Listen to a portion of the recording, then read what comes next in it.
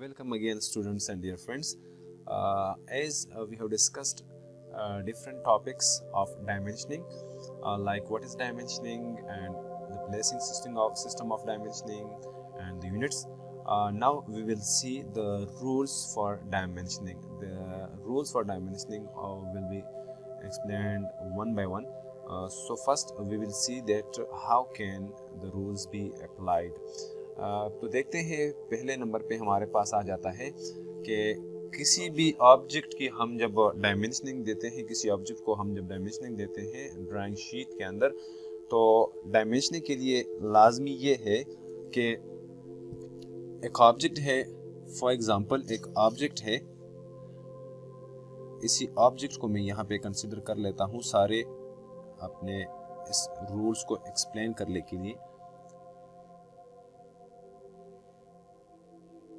For example یہ میرے پاس ایک آبجیکٹ ہے، تو فرسٹ آف آل یہ ہے کہ جب کبھی ہم کسی آبجیکٹ کو ڈائمنشننگ دیتے ہیں تو بالکل کلیئر ہونا چاہیے۔ جیسے کہ یہ آبجیکٹ ہے، اس کی ڈائمنشننگ بالکل کلیئر ہونی چاہیے، جیسے کہ اس کی لینتھ یہ بالکل کلیئر ہونی چاہیے تاکہ بار بار ہم اس کو ایزیوم نہ کریں، اس کو ہم بار بار پھر کیلکولیٹ نہ کریں، تو ڈائریکٹ میجرمنٹ اس سے آسانی سے کی جائے۔ جیسے کہ یہ آبجیکٹ ہے اور اس کی لینتھ جو ہے 40 سینٹی میٹر میں لکھ لیتا ہوں، تو یہ ایک آبجیکٹ میں نے ڈرا کر دیا جو کہ بالکل کلیئر ہے، تو یہ رول نمبر 1 میں نے اس میں بتا دیا ہے۔ دوسرا جو رول ہونا چاہیے اس کے لیے جس کو ہم نے فالو کرنا ہے کہ فار ایگزامپل یہاں سے لے کر یہاں تک میرے پاس یہ جو آبجیکٹ ہے اس کی جو لینتھ ہے یہ تقریباً 40 سینٹی میٹر ہے، اور اگر میں دوبارہ اسی کو لے لیتا ہوں یہاں پہ اور یہاں سے یہاں تک جو کہ 40 سینٹی میٹر بن رہا ہے، یہاں پہ پھر دوبارہ یعنی یہ پارٹ آپ دیکھ لیں 40 سینٹی میٹر اور اس پارٹ کو دیکھ لیں یہ بھی 40 سینٹی میٹر ہے، تو میں نے کیا کیا ہے کہ اس 40 سینٹی میٹر کو ایک بار میں نے لکھا تھا، دوبارہ میں نے اس کو ایکسپلین کر دیا وہاں پہ۔ تو مطلب یہ ہے کہ ایک آبجیکٹ کے اندر ایک ہی فیچر کو جب ہم بار بار ہے ہمارے پاس آتا ہو تو اس کو شو نہیں کرنا چاہیے۔ جیسے کہ ادھر 40 سینٹی میٹر لینتھ میرے پاس بن رہی تھی، تو دوبارہ میں نے 40 سینٹی میٹر لینتھ کو شو کر دیا، جو کہ اس طرح نہیں کرنا چاہیے۔ تو رول نمبر 1 میں کیا تھا؟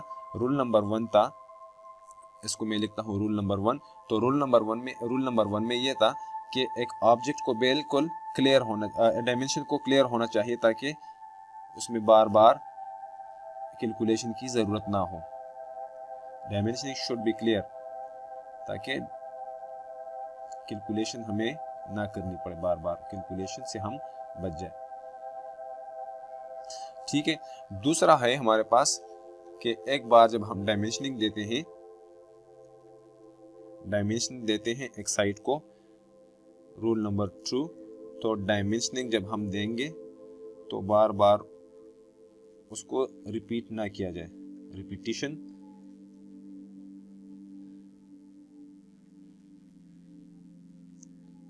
کو ایوائڈ کیا جائے۔ جیسے کہ آپ نے ادھر دیکھ دیا ہے کہ ادھر تھا ہمارے پاس 40 اور دوبارہ اس کو ہم نے دوبارہ 40 کا بتا دیا۔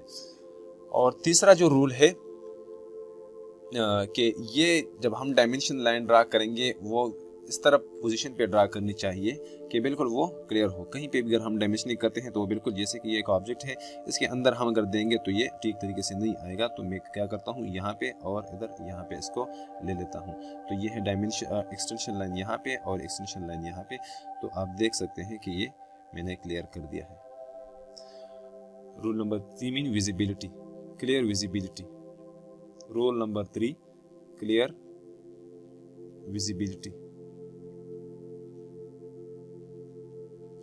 رول نمبر 4 میں ہمارے پاس آتا ہے کہ ایک آبجیکٹ ہے، جیسے کہ یہ آپ دیکھ رہے ہیں کہ اسی آبجیکٹ کو ہم نے باہر سے اس کی ڈائمنشننگ ایکسپلین کرنی ہوگی۔ جیسے کہ آپ ادھر دیکھ سکتے ہیں، تو جب ہمیں ضرورت نہ پڑے تب تک ہم اس آبجیکٹ کی ڈائمنشننگ باہر سے دیں گے۔ جیسے کہ یہ اس کا پارٹ ہے، تو اس کا پارٹ ہمارے پاس فار ایگزامپل میں لکھ لیتا ہوں 40 یا اس کو لکھ لیتا ہوں 20 سینٹی میٹر، تو میں اس کو کر رہا ہوں باہر سے۔ ادھر اگر میں اس کو یہاں سے آؤٹ لائن کو ادھر سے اور ادھر سے لے لیتا تو یہ ابھی تھوڑا سا ہمارے پاس ٹھیک نہیں تھا، تو اس کے لیے ہم اندر کا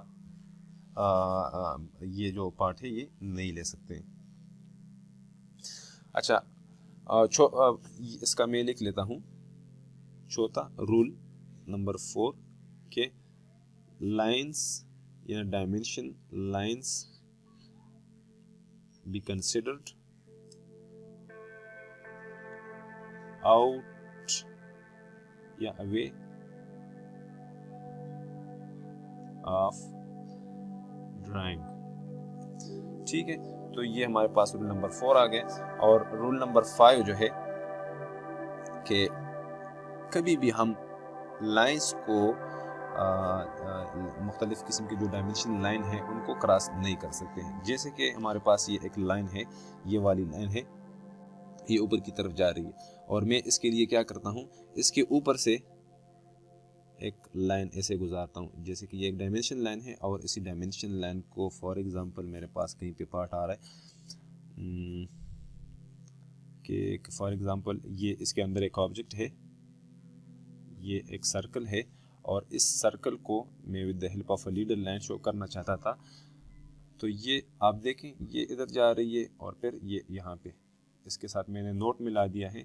तो ये नोट और सर्कल आप देख रहे हैं कि आप इसमें मिल रहे हैं with the help of a leader line. तो ये लीडर लाइन जो है इस डायमेंशन के तौर पे अभी यहाँ पे मैं इसको ले रहा हूँ। तो आप इधर देख लें कि ये लीडर लाइन जो मिल रही है किसके साथ, इसी डायमेंशन लाइन को ये क्रॉस कर रही है। तो इस तरह क्रॉसिंग, इसका क्रॉसिंग एक दूसरे को क्रॉस, म्यूचुअल क्रॉस सेक्शन जो है ये नहीं होना चाहिए।